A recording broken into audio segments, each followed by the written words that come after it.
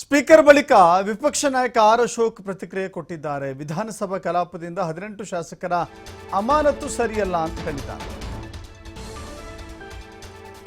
ಕಳೆದ ವಿಧಾನಸಭೆ ಅಧಿವೇಶನದಲ್ಲಿ ನಿಯಮ ಮೀರಿ ಅದ್ದು ಮೀರಿ ವರ್ತನೆ ಮಾಡಿದ್ರು ನಮ್ಮ ಕಾರಣಕ್ಕಾಗಿ 18 ಶಾಸಕರ ಅಮಾನತಾಗಿತ್ತಲ್ಲ, ಅದು ಸರಿಯಲ್ಲ ಅಂತ ಹೇಳಿದ್ದಾರೆ. ಕಮಿಟಿ ಸಭೆಗೆ ಹೋಗಲು ಆಗ್ತಾ ಇಲ್ಲ, 6 ತಿಂಗಳ ಸಸ್ಪೆಂಡ್ ಸರಿಯಲ್ಲ. ಹಿಂದೆ ಈ ರೀತಿ ಅನೇಕ ಘಟನೆಗಳು ನಡೆದಿದ್ದಾವೆ. ಪಕ್ಷದಿಂದ ರಾಜಣ್ಣ ಅವರ ಹನಿ ಟ್ರ್ಯಾಪ್ ಬಗ್ಗೆ ಮಾತಾಡಬೇಕಾಗಿತ್ತು, ಮಾತಾಡಿದ್ದೇವೆ. ಅದು ಬಿಟ್ಟರೆ ಸ್ಪೀಕರ್ ಕುರ್ಚಿಗೆ ಅಗೌರವ ತರುವಂಥ ಕೆಲಸವನ್ನ ಮಾಡಿಲ್ಲ. ಸ್ಪೀಕರ್ ಅವರು ಪರಿಶೀಲನೆ ಮಾಡೋದಾಗಿ ಹೇಳಿದ್ದಾರೆ. ವಿಧಾನಸಭೆ ಒಳಗೆ ಆಗಿರೋದು ಸರ್ಕಾರದ ಜೊತೆ ಚರ್ಚೆ ಮಾಡ್ತೀವಿ ಅಂತ ಹೇಳಿದ್ದಾರೆ. ಆಗಿರುವಂತ ಘಟನೆ ವಿಧಾನಸಭೆ ಒಳಗಡೆಗೆ ಸೀಮಿತ ಆಗಬೇಕಾಯಿತು. ಹೊರಗಡೆ ಕಮಿಟಿಗಳಿರ್ಬೋದು, ಬೇರೆ ಬೇರೆ ಇದಿರ್ಬೋದು, ಮತ್ತು 6 ತಿಂಗಳು ಏನು ಸಸ್ಪೆಂಡ್ ಮಾಡಿರೋವಂಥದ್ದು ಅದು ಸರಿಯಾದಂಥ ಕ್ರಮ ಅಲ್ಲ. ಅದರಿಂದ ಇದು ಒಂದೇ ಘಟನೆ ಇವತ್ತೇ ಆಗಿರೋವಂಥಲ್ಲ, ಈ ಥರದ್ದು ಬೇಕಾದ 100 ಘಟನೆಗಳಾಗಿದೆ. ಕಾಂಗ್ರೆಸ್ ಇದ್ದಾಗೂ ಆಗಿದೆ. ಅದರಿಂದ ಈಗಾಗಲೇ ನಾವೆಲ್ಲ ಪತ್ರನೂ ಕೊಟ್ಟಿದ್ದೀರಿ.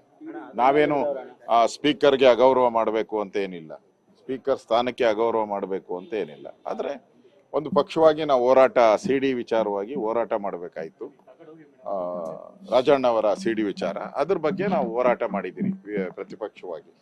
ಅದ್ರ ಮೇಲೆ ವೈಯಕ್ತಿಕವಾಗಿ ಸ್ಪೀಕರ್ ಮೇಲೆ ನಮ್ದೇನು, ಆ ಚೇರ್ ಮೇಲೆ ನಮ್ದೇನು ತಕರಾರು ಇಲ್ಲ ಅನ್ನೋ ಮಾತನ್ನ ಸ್ಪಷ್ಟವಾಗಿ ಹೇಳಿದಿರಿ. ಅವರು ನಾನು ಅದನ್ನ ಬಹಳ ಗೌರವದಿಂದ ನಾನು ಪರಿಶೀಲನೆ ಮಾಡ್ತೀನಿ. ನಾನು ಲಾ ಮಿನಿಸ್ಟರ್ ಜೊತೆ ಎಲ್ಲ ಮಾತಾಡಿ ಆದಷ್ಟು ಶೀಘ್ರವಾಗಿ ಅದಕ್ಕೆ ಒಂದು ಅಭಿಪ್ರಾಯವನ್ನ ತಿಳಿಸ್ತೀನಿ ಅಂತ ಹೇಳಿದ್ದಾರೆ.